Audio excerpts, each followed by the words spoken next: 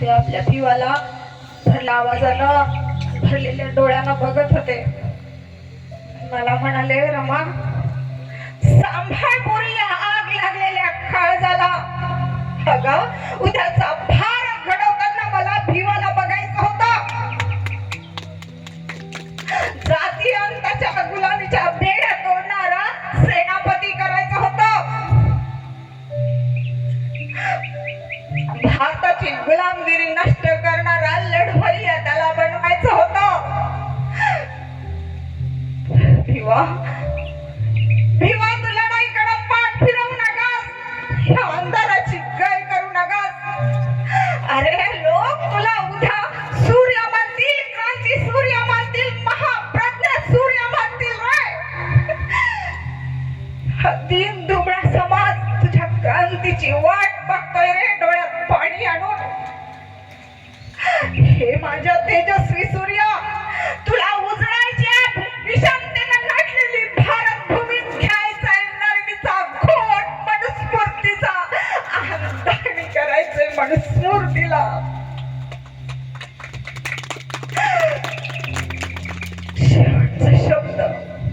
शेवटचा शब्द बाबांच्या पोटातच अडकलं. दुसऱ्या क्षणी सार संपलं. पहाडासारखा माझ्या पाठीशी उभा असणारा माझा रामजी बाबा कायमचं पडद्याआड निघून गेला. घराच्या पडद्याआड साहेब धाय मोकलून रडत होतो, अगदी लहान लेकरावानी.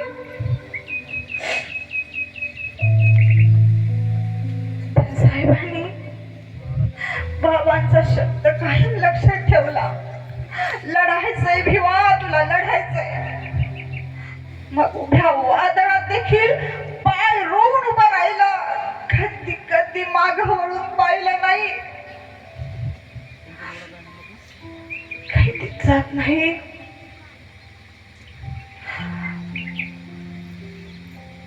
तर साहेबाची अमेरिकेला जायची तयारी झाली. 5-6 महिने झालं असतील. मी तेव्हा गरोदर होती. आपलं माणूस गरोदरपणात आपल्या जवळ हवं का नको? हवं ना.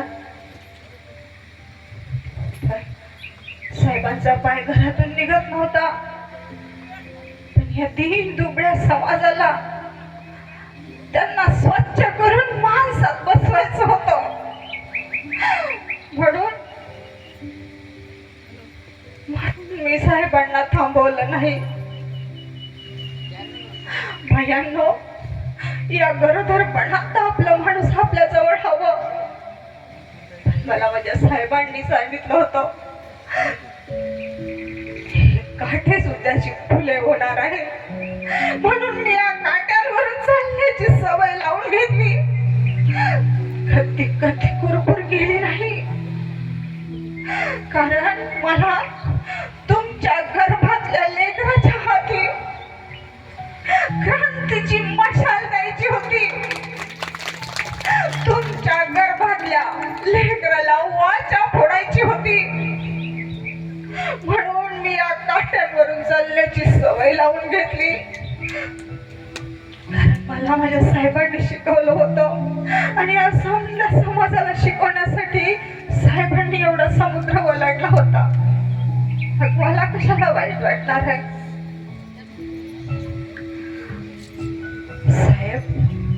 साहेबांना किनाऱ्या वस्तूर वाटे लावायला म्हणून गेलो. समजा जनसमुदाय होता. साहेबांनी माझ्या डोळ्यातलं पाणी पाहिलं. साहेब मला म्हणलं, रमा रडू नकोस रमा. अगं या समजा समाजाचे डोळे पुसण्यासाठी आपले हात कोरडे हवेत रमा, ते ओले नको. अगं तुझ्या आसमानची उद्या नदी झाली ना, तर हा पोरका दलित समाज त्यात वाहून जाईल ग. त्याला बंद घाल रमा, त्याला बंद घाल.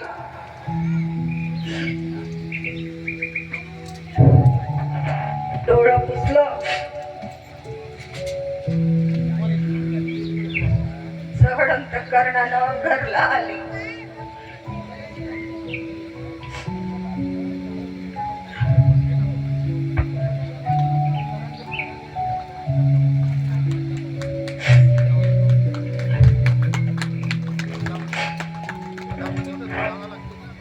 जडंत कर्णानं घरला आली. यशवंत खोपऱ्यात बसला होता. त्याला जवळ घेऊन हात रडली. तितकंच माझ्या साहेबांनी मला शिकवलं होतं या काठ्यांवरून चालण्याचं.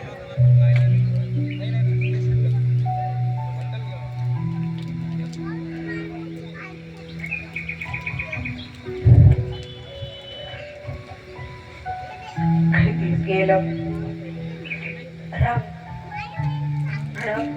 साहेबांचं न्यूयॉर्क वरून पत्र आलं. प्रिय रमा, मी सुखरूप पोहोचलो. मला अमेरिकेला संधी मिळाली ही उद्याच्या काळातली चांगली बातमी आहे. मी भारताला उजेडात आणून उभा करेन बघ. मी या वणव्यावरून धावण्याची प्रतिज्ञा केली आहे रमा. फक्त तू माझ्या पाठीशी उभी राहा. मला पोलादी पंख आल्यासारखं वाटतं. मला पोलादी पंख आल्यासारखं वाटतं. यशवंताची काळजी घे. स्वतःला सांभाळ. स्वतःची तब्येत सांभाळ. बाकी मी बरा आहे. तुझाच भीमराव आंबेडकर. पत्र वाचून लई अभिमान वाटला. मग मी भी एक पत्र लिहिलं साहेबांनी. भुईबावडी मुंबई, तुमचं पत्र मिळालं. वाचून आनंद झाला. साहेब, तुम्हाला जी काय लढाई लढायची ती लढा. आमची काळजी करू नका. यशवंत बरा आहे. तुमचीच रमा. गेलो. साहेब अमेरिकेहून परत आलं. चांगलं शिक्षण घेऊन आलं बरं. पण मुंबईतलं ते सिरझान कॉलेज आहे ना, तिथं प्राध्यापकाच्या नोकरीला बी लागलं. साहेबांना पगार होता 450 रुपये महिना. किती? 450 रुपये. तर साहेब मला घर खर्चाला फक्त 100 रुपये द्यायचे महिन्याला. किती? 100. आता हे 100 रुपये मी समजा भागवायचं कसं? मी राहत्याची औषधं, घरात लागणार किडूक मिडूक सामान मी 100 रुपयात भागू शकत नव्हती. 2 काड्या पेट्या मी महिनाभर पुरवायची. तिसरी आणायची नाही. हे समजा खर्च मला 100 रुपयात भागवता येत नव्हता. माझी लई चिडचिड व्हायची. दमछाक व्हायची. शेजारच्यांचा संसार बघितलं की वाटायचं हे रोजची रोटी करत्या आणि आनंदानं सुखानं जीवन जगत्या. आणि आम्ही सदा आणि कदा त्या पुस्तकांच्या शोधात आणि त्या वृत्तीचे छायेत. साहेबांचा प्रज्ञेचा मला थांग लागत नव्हता आणि त्यांच्या समाजशास्त्राचं कोड मला सुटत होतं. मी लई चिडले एक दिवस. तर साहेब मला म्हणतात, कसं रमा, तू जर मला असा अभ्यास करू देणार नसेल तर मला अभ्यास करू देणारी बायको आणावी लागेल. मग मी लई चिडले आणि म्हणलं, वय आणा की अगदी 56 आणा. पण मी एकला बी माझ्या घरात घेत नाही. माझं घर आहे माझं. तसं साहेब मोठ्यानं हसायला लागलं. हसण्याचा क्षण देखील आमच्या जीवनात पोटावर मोजण्या इतकं चाललं. काही जात नाही. तोच बघा काय साहेबाचं हवं नको ते पैसे जुळलं. साहेबांची इंग्लंडला जाण्याची तयारी सुरू झाली. साहेबांना समधी लोक किनाऱ्यापासून सोडायला आले. साहेबांना असं वादळ छातीवर पेलायला लई गर्व वाटायचा. आणि आगबोटीतून माझं साहेब पाय देऊन लंडनला निघालं होतं. त्या दिवशी लई तुफान होत. सागरामध्ये लाटा डोंगरा एवढाल्या वाकुल्या दाखवत होत्या. त्याच्यावर स्वार होऊन माझं साहेब लंडनला निघालं होतं बॅरिस्टर होण्यासाठी.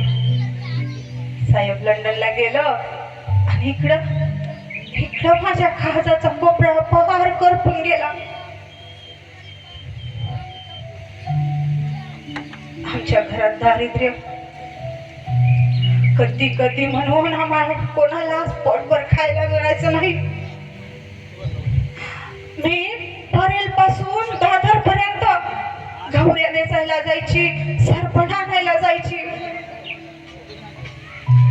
कधी म्हणून पोटात काही नसायचं. मोठं वजन आणून कधी कधी येताना चक्र येऊन पडायची. शेजारच्या बाया मला कोरडा भात आणून द्यायच्या, कधी कोरडी भाकर. एकदा एका शेजारीनं मला साखर घालून दही खायला दिलं. ते मला अमृतासारखं वाटलं. त्याची चव आज मी नाही विसरू शकत. असं दही साखर मी आयुष्यात पहिल्यांदा खात होते. आमच्या घरात 4 भाकरी करायची. एक मुकिंदाला, एक शंकरला, एक गौरा, मी आणि यशवंता असं मिळून बाकीची भाकरी खायचो. इतकी गरिबी. एक दिवस शंकरला लई भूक लागली.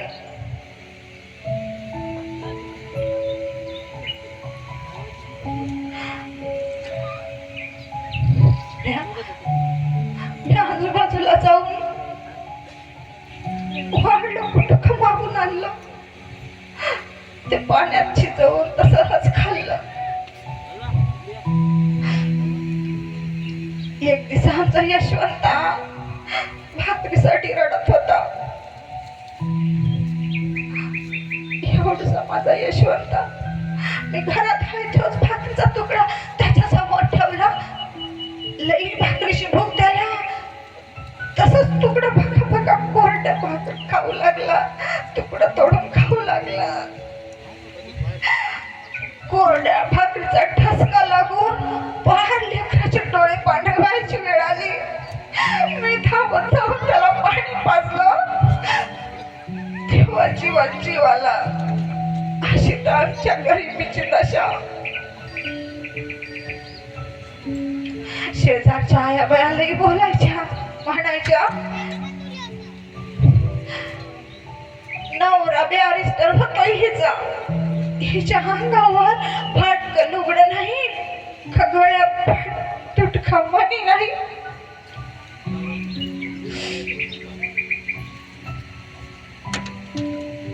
लई दुखायचं. मनातल्या मनात काळीच गाठून घ्यायचं. पुण्यांदा साहेबांचे शब्द आठवायचं. पुण्यांदा नवीन उमेद यायची आणि वाटायचं ह्यांना तर काय करणार आहे. क्रांतीची ज्योत पेटवण्यासाठी स्वतःला जाळून घ्यावं लागतं. ते ह्यांना काय करणार आहे.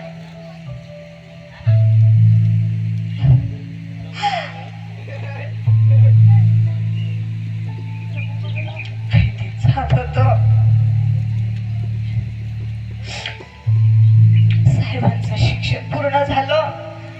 साहेब भारतात परत आलं. साहेबांचा लई मोठा सत्कार झाला समुद्रात काठी. जनसमुदाय साहेबांच्या स्वागतासाठी समुद्रावर गेला. साहेबांचं. साहेबांच्या गळ्यात असंख्य फुलांच्या माळा पडल्या. जय घोषणांमध्ये साहेबांचं स्वागत झालं. हो, साहेबांचं लई मोठं नाव झालं होतं तेव्हा. एक नावाजलेला वकील म्हणून, एक शिकलेला व्यक्ती म्हणून लई समाजातले लोक त्यांना भेटायला यायचे. सगळ्या समाजातील लोकांनी त्यांचा सत्कार केला होता. भाषण चालायचे, कसली तरी आंदोलन व्हायची.